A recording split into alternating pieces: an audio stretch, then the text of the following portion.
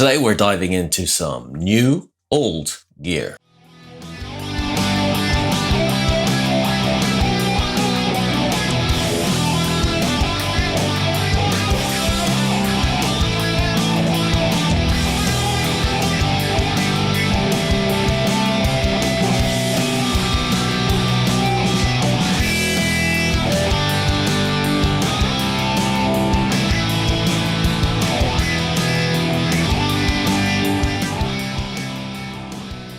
Before we get started, little disclaimer, JOYO sent me a bucket load of stuff to review, and this is the first of that list. I know what you guys are thinking. I think exactly the same thing. Why should I listen to this random guy on the internet? Who are they to say whether I'm gonna like something or not? I'm not claiming to be some self-proclaimed guru or some tone master or some shred master. That's not the point of this. It's about having fun. So stop whining and just get on with it. When JOYO reached out to me, I said, you know what? Yes, I would love to try these because I've tried some of their amps, but not all of them. So I gave them a list of the stuff that I haven't tried. And as always, I'm going to give you a bit of a rundown on what they are, what they do, and if I like them or not. It's just my opinion. Yours may differ greatly. And if you haven't seen it yet, the amp in question is the mighty Jackman II by JOYO, and that's part of the BanTamP XL series. The reason I wanted to try this out is because obviously the Marshall sound is the one most of us really like. And part of me kind of thinks that maybe there's been some stuff in the past that came out a few years ago that still has some value. So let's check it out together.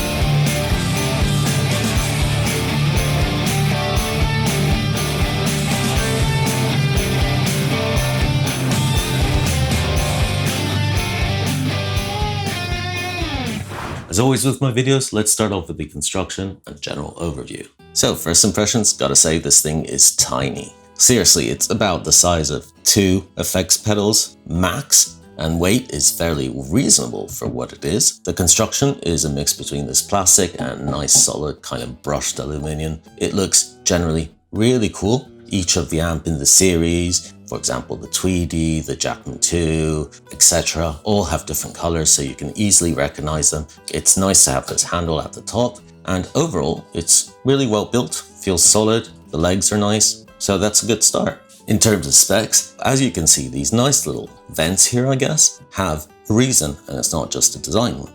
There is a single 12 AX7 tube in here, in the preamp section. The power amp section is solid state, as most of the small lunchbox amps have been doing, for example, the orange ones, etc. Same system. It is a 2-channel amplifier, so clean and overdrive, and it's a total of 20 watts. In addition to that, you get this Bluetooth section with this kind of 1980s antenna here, and most importantly, they've included a effects loop, a headphone out, foot switch, which remember comes with the amplifier. Oh my God, did someone actually do that properly? And your speaker out. Your speaker out is going to be a minimum of 8 ohms. It is powered by a 18-volt wall plug that also comes with it. So overall, it's really quite complete. Let's take a closer look at the controls. For each of the channel, you have a gain, tone and volume. So you don't have a 3-band EQ, you just have a single tone knob, and you have that for each of the 2 channels. Very simple. And that's it. Pretty standard stuff. Really bare bones. So I think all we need to do now is plug in and play around with it. I'm going out of the Jackman II's cabinet out into my 2 notes capture to bring it down to line level. Then from there going into my audio interface. And then I've got an instance of Genome with just the cab sims in there. I've got 2 cab sims going. One is a greenback, the other one is a V30, I think. And that's about it. After we go through the sounds on that, we're going to hook it up in a second way. This thing also has a line out. So in theory, you can connect it straight to your audio interface. So we'll just give it a bit of a listen to see if it sounds reasonably good on its own. Okay, I guess we've got to start with a clean channel, right? although Marshalls generally aren't known for the clean channel, but let's give it a try. So let's try putting the gain down a little bit, the volume up, and see what happens.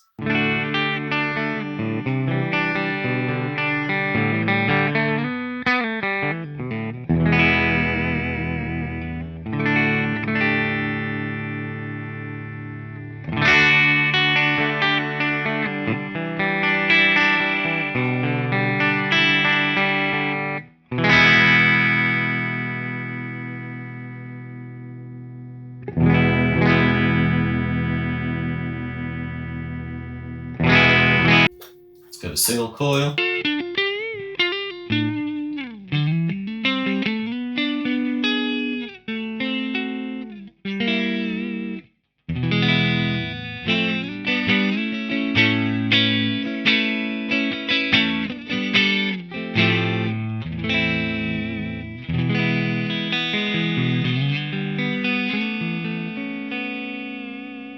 Let's try putting that gain up now and see what happens.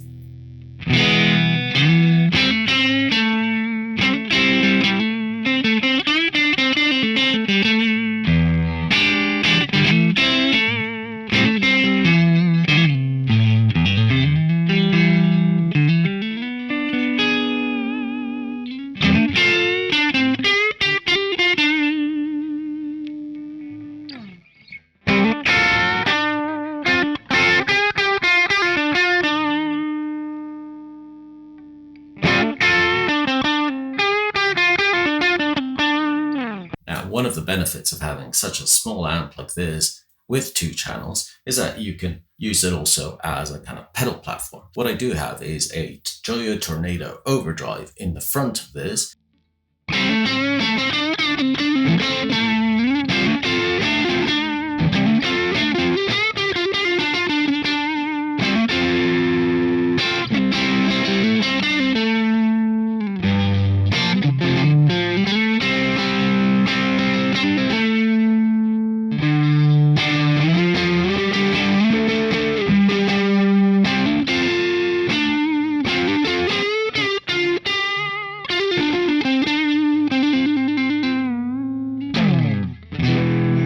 Okay, that's enough of that clean channel. Let's move on to some dirt and see what it sounds like. Damn, I dropped my pick. Oh, Jesus Christ. There you go. Okay.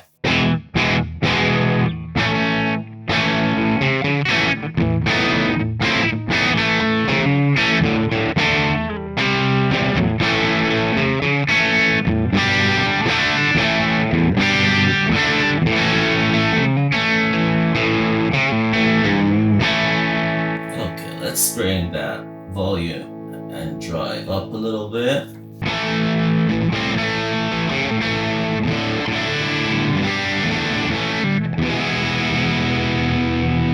Let's see how hard it goes.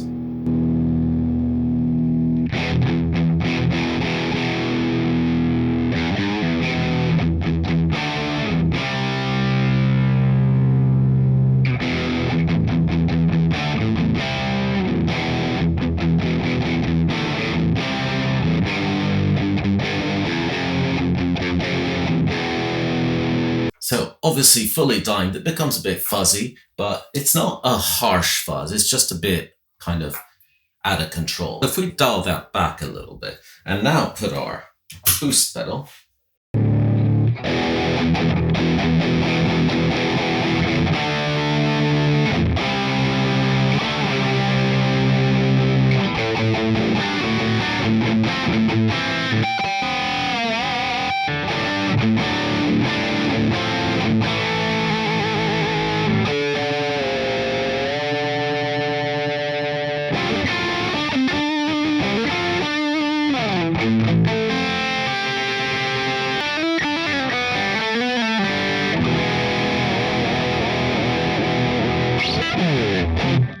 Okay, so that was through the 2 notes capped. So give me a second, I'll just unplug everything and plug it straight through into my interface through the phone output of the Jackman II. Okay, we are now plugged straight through the headphones out into my audio interface, and I've disabled the 2-note software in Reaper, so it's just going straight through. And let's start with the cleans, I guess, as per before.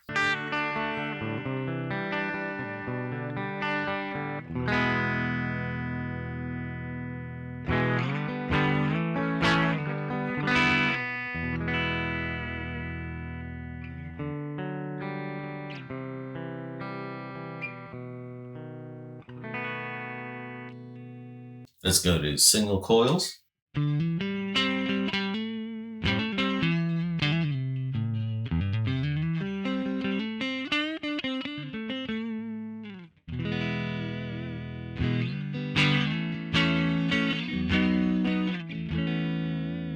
Let's put the overdrive on.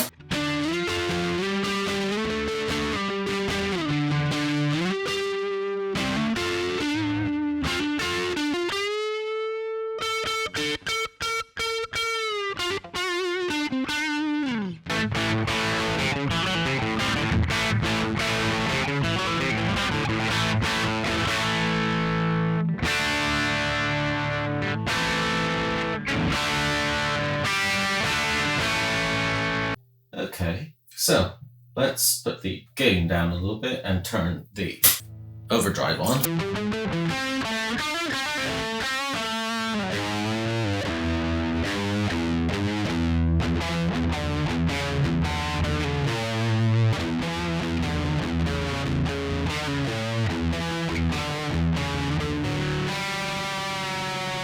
Okay guys, I hope you enjoyed those sound samples. Let's start wrapping this up, and as usual go through the pros and cons, who this Jackman II is for, and my final thoughts. So starting off with the pros, really good construction, very solid, feels good quality. It's got a nice design to it, very simple, and that's something that I personally love. And I know that many of you guys also love that you don't need to menu dive, you don't need to do any of that stuff on the modern digital stuff. This is so simple, really straightforward. Then, whether you like it or not, whether you think it matters or not, my second pro is that it's got that 12AX7 tube. And look, I've played a lot of this stuff, and yes, I think it's overly publicized sometimes, but it does make a slight difference. In this case, it adds a bit of warmth. It doesn't have that harshness that you sometimes get with fully solid state amps. Whether it's fairy dust or whatever it is, I kind of find that all the ones that I've played with a tube and the preamp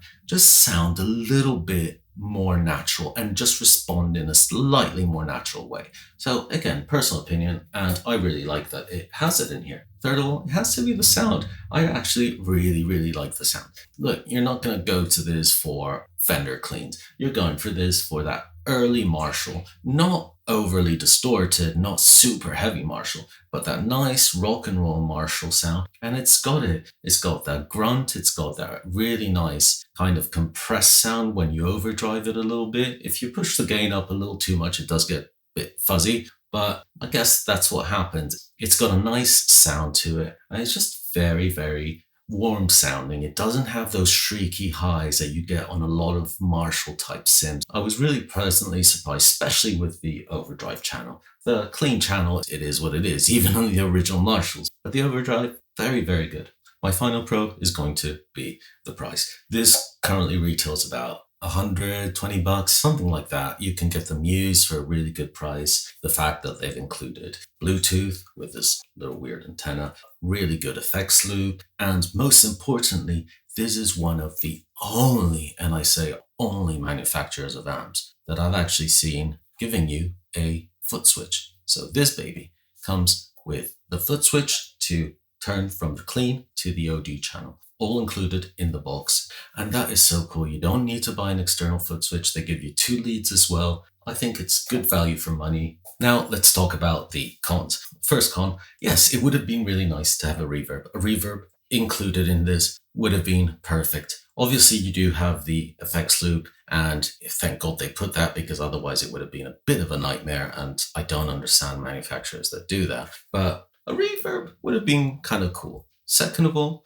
I think the clean channel is a bit maybe underwhelming. It depends on how you set it up, but you really don't have much headroom. So to be expected again with a 20-watt small amp, but if that's your kind of thing, maybe you should check out some of the other amps in the JOYO BanTamP series because they have slightly cleaner headroom. Third of all, just to be really transparent, you heard at the end of the sound demos, I went straight from the headphones out into my audio interface. And look, the emulation or EQ of a cab that they have in here for silent practice is perfectly reasonable. But I think if you are looking for something of really high level, it's much better to go through a load box and then bring it down and put an IR on it or have it through a cab, because the headphones out, as always with these things, is not the best sound. It's perfectly passable and it's a lot better than I've heard, but it's not the highest quality you're going to get. Moving on to who should buy this. Look, if you're into hard rock, stuff like that, blues, it's a perfectly good amp. It's simple, it gets that sound. It's not the most versatile amp in the world, but it works really well. In terms of live use, I haven't personally tried it live yet, but if you put a decent cab with it, and they also sell JOYO cabs with this, I'm sure you can get a fair bit of grunt. So the fact that you can take this to a gig, really convenient, very easy, very portable. I think if you're gigging musician, it will work really well with your existing pedal board if you have one. And on the other side, if you just want something a little more authentic, not digital, at home, bedroom, you can even use it with the headphones. It's not going to sound overly harsh. It sounds decent. If you want to get the best out of it, I think a cab or an IR works better.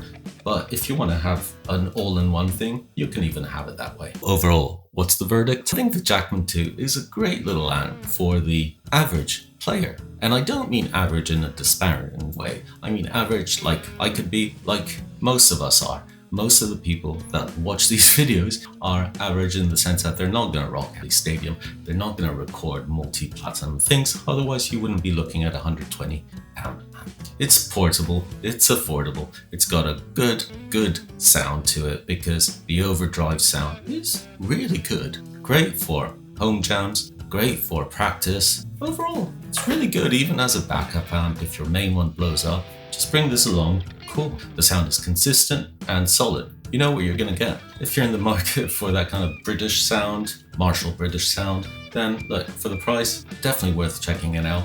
And I do think, let me finish this off, JOYO I think is a bit underrated in the kind of guitar community, especially with the BanTamP series. You can choose a Fender style, you can choose a Mesa style Marshall, so really good options there. As always guys, thank you so much for watching. I really do appreciate it. And let me know in the comments please what you think. Have you played the JOYO BanTamP XL or even the first series? And what do you guys think of the Jackman II? Please don't forget, subscribe, comment, share, link, do whatever it takes. I don't really care, but the algorithm does apparently. And as always, please be nice to each other.